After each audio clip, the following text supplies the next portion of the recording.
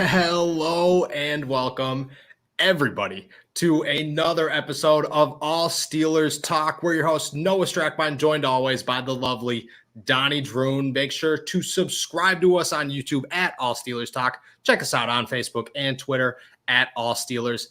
And as always, follow your favorite podcast host at Noah Strack, at Donnie Droon. The Pittsburgh Steelers are 1-0 coming off a 23-16, I called it, win over the Buffalo Bills at Orchard Park.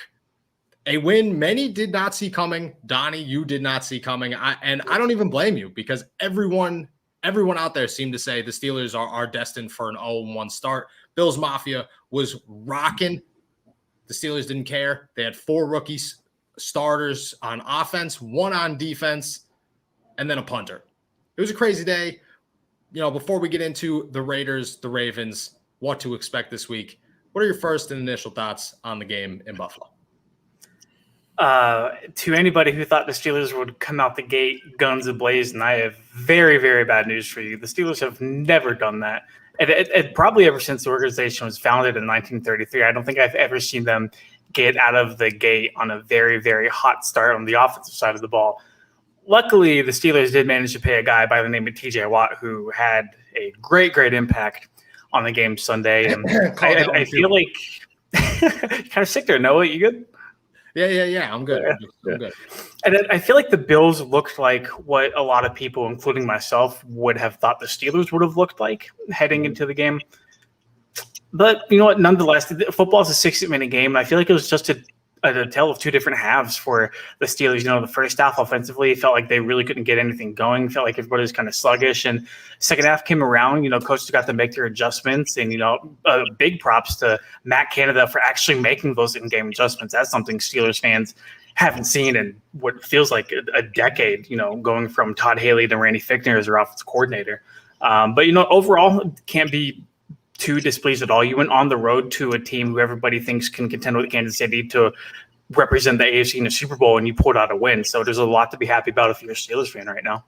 Yeah, I agree. I think that the Pittsburgh Steelers should not have won that game. They started off, they again should not have won that game, and somehow they persevered. And just like, I said last week, and I'll say it again, this will be the last time I brag about this, the Steelers are going to win this season because of their defense. And that's where I want to start. Because I personally think, and I wrote this on Monday morning, that the Steelers defense might be the best in the NFL. And I did not see that coming into the game. When I saw this defense in training camp and when I saw this defense in the preseason, there were holes and there were major concerns, especially at cornerback and at nickelback, maybe at some inside linebacker depth. There were no concerns after this game. From start to finish, top to bottom, the entire Steelers defense was absolutely perfect. And that includes guys like Trey Norwood. That includes guys like Arthur Millette, who played minimal roles. I think it was an unbeatable performance as we saw 1-0, obviously. What do you think of the Steelers defense after one game?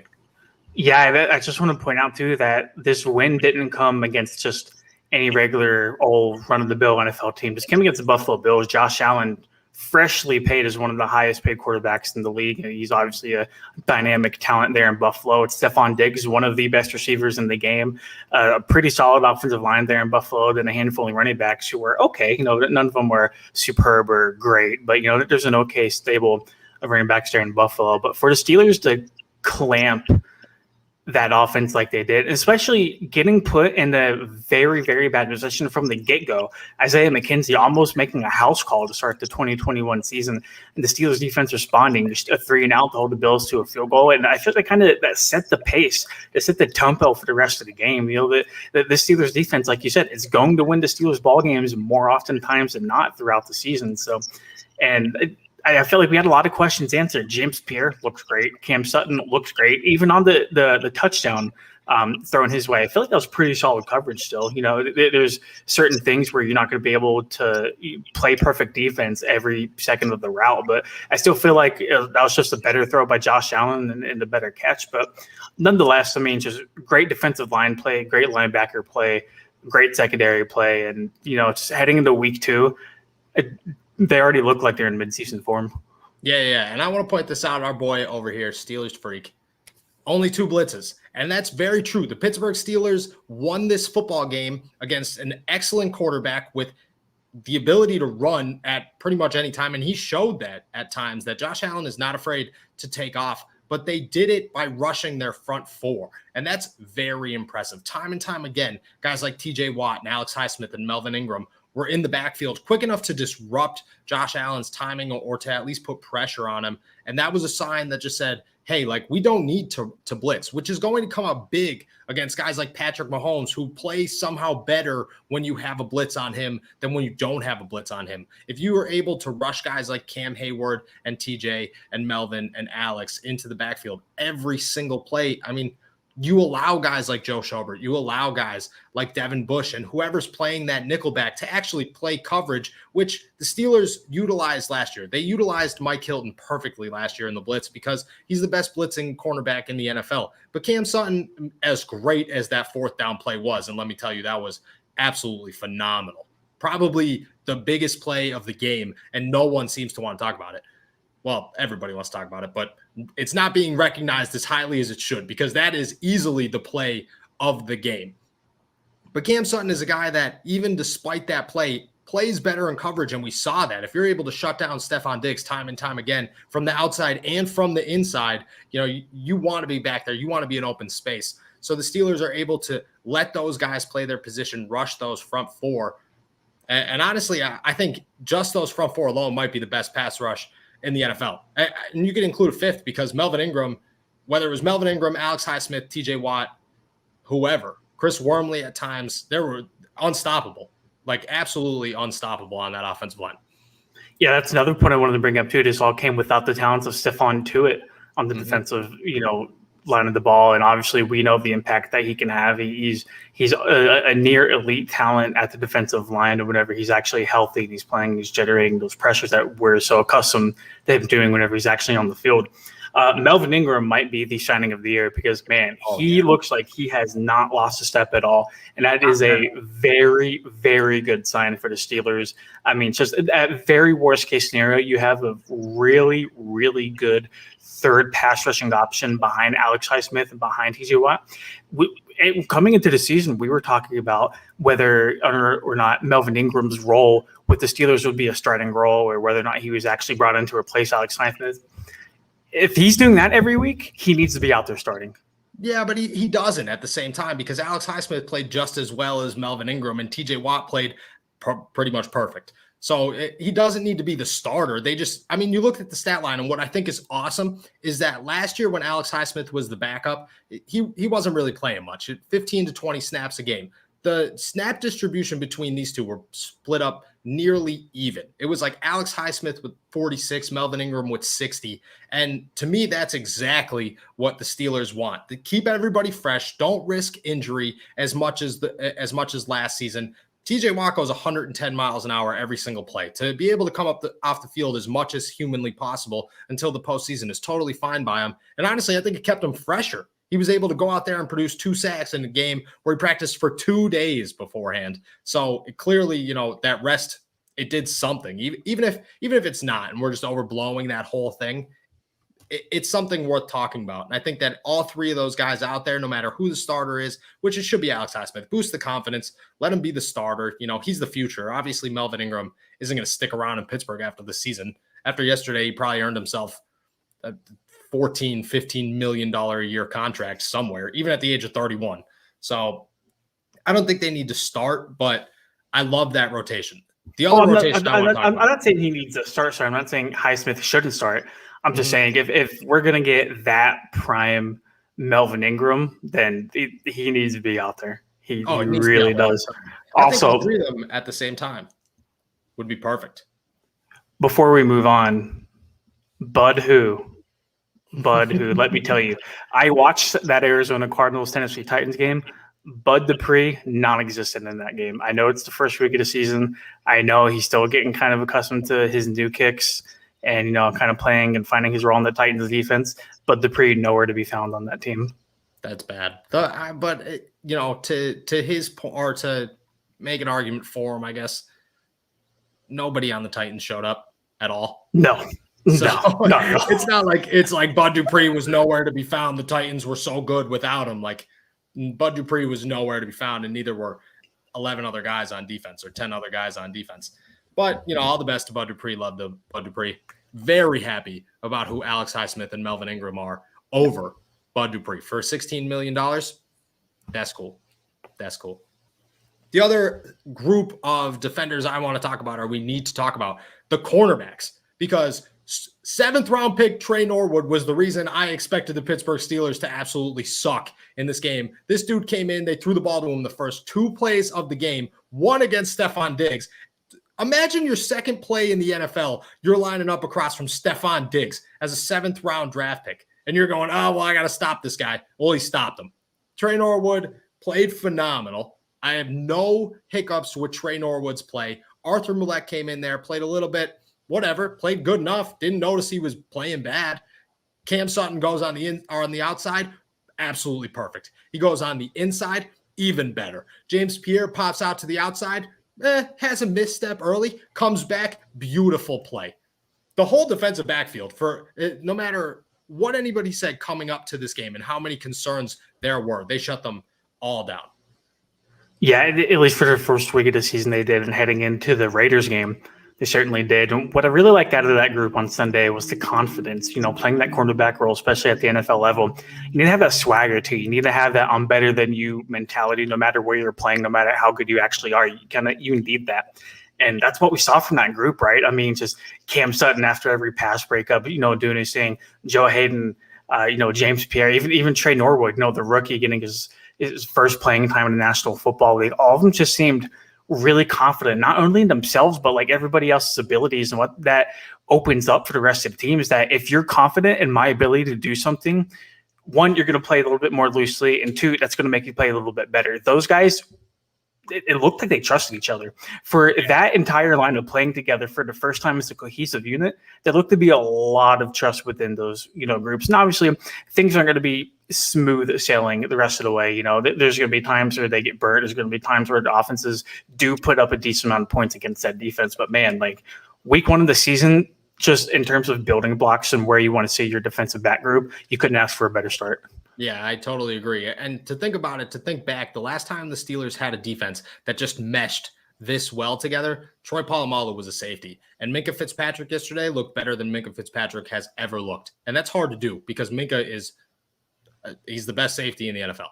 So to play even better and play good enough where TJ Watt's talking about the 4th down play and goes and brings up Minka Fitzpatrick making a 3rd down play that we didn't even notice. And here's another point. Played slot corner.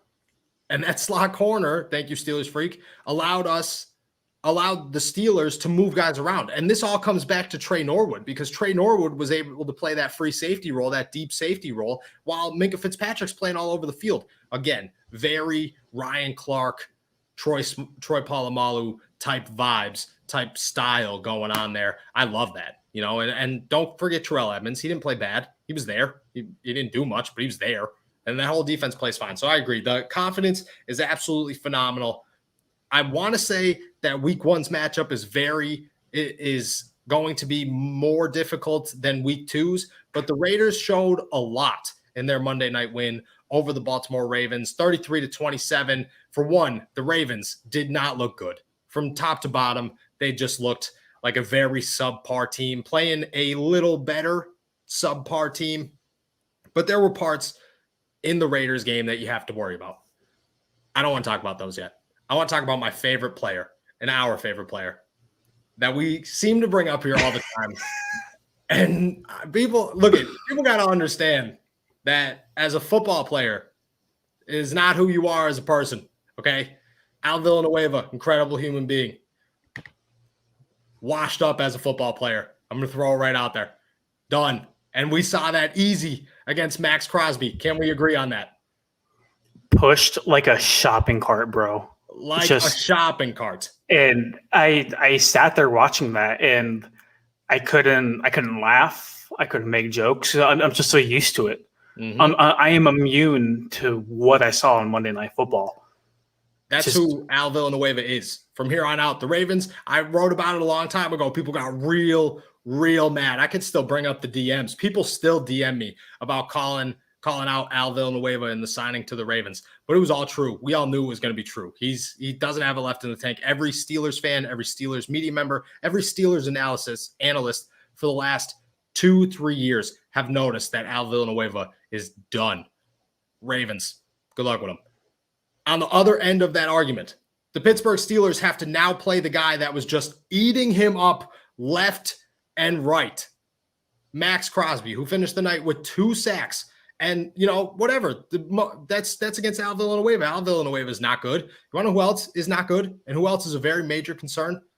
Chuks Okorafor, who's going to line up against Max Crosby this Sunday. How concerning is that? It's all fun and games watching Big Al get pushed around until you realize that you don't exactly have an upgrade at the right tackle position with Okorafor kind of sitting there. And granted, Okorafor didn't play absolutely mind-blowingly terrible like Al Villanueva did last night. Can I ask this question real quick before you keep going? Did he not play mind-blowing terrible because the rest of the offensive line played very bad?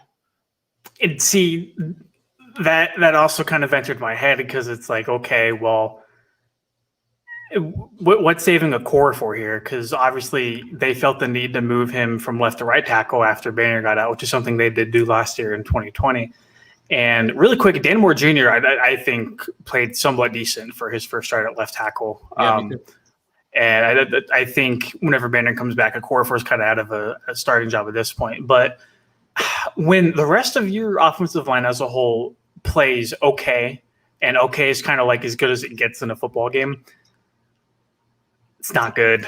Nope. It's not good. And that kind of bleeds into the whole Max Crosby argument. Max Crosby's a beast, man. And I know we're ringing out Al Villanueva a whole lot on here, but I mean, on the other end of that spectrum, Max Crosby did his thing time and time again against Villanueva. I think Steelers fans kind of need to be prepared, and I think Matt Canada kind of needs to figure out a little something, maybe keep a tight end in there to help Okorafor out in those certain situations, whatever he needs to do. That's something that's definitely an idea. The problem is that, Pat Freiermuth played pretty well, but he's definitely he's definitely a receiving tight end over anything. Eric Ebron, I wouldn't trust to block a 7th grader. And Zach Gentry had one play in Buffalo, and it was the weirdest tight end screen I've ever seen in my entire life. So I don't trust him on the field. Chuks is a concern, a major concern. But I think anybody lining up against Max Crosby would have to be something that you have to worry about. Until Zach Banner comes back, which right now I don't know when that will be, and I don't think the Steelers really know when that will be. I think that you just have to work your offense around as quick of a pass as possible. And that's terrifying for Steelers fans. Terrifying. Don't go back to the RPOs. This isn't even like a Okorafor issue. No, because if Banner was in that spot right now, I feel like we'd be having the same conversation. If Dan Moore Jr. was in that spot, I feel like we'd be having the same conversation. Joe Haeg, forget about it. It's not just an Okorafor thing; it's an entire Steelers offensive line thing. Yeah, exactly.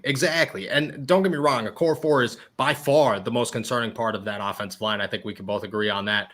But yeah, the offensive line they're bad. And here's the good part. There's potential. There's a lot of potential. You have to look back, and Mike Tomlin brought this up in his press conference, that there was no pre-snap penalties on the offensive line. That's huge, especially when you're in the loudest stadium in football against 75 screaming Bills fans, and it's your first NFL game. It's the first game you've played in front of fans in 2 years, and you don't have a pre-snap penalty. That's huge for a center and a left tackle. And that'll get better. Trey Turner is still adjusting to a Steelers football game plan after bouncing around the last 2 years. Kevin Dotson's still second-year guy. I thought Kevin Dotson looked great, but Kevin Dotson's still second-year guy. And at some point, you're going to switch your right tackle. So that's concerning, but that means that there's still an upgrade. So the offensive line could get better, and I think that they have all the intangibles to get better. The problem is that in week 2, it could be a disaster for Big Ben, who already has to probably take Wednesday off of practice because he got beat up so bad in Buffalo. And you saw those arthritis knees. He was getting up a couple of times, and you were like, that looks like it hurt. Yep. He had the face. He was like, And like, you know it. You know when you get up off the couch that one time and you're just like, wow, why did that hurt for no reason? Now imagine getting hit by a 300-pound defender multiple times a game. It's concerning for Big Ben. Fortunately enough, it's Big Ben.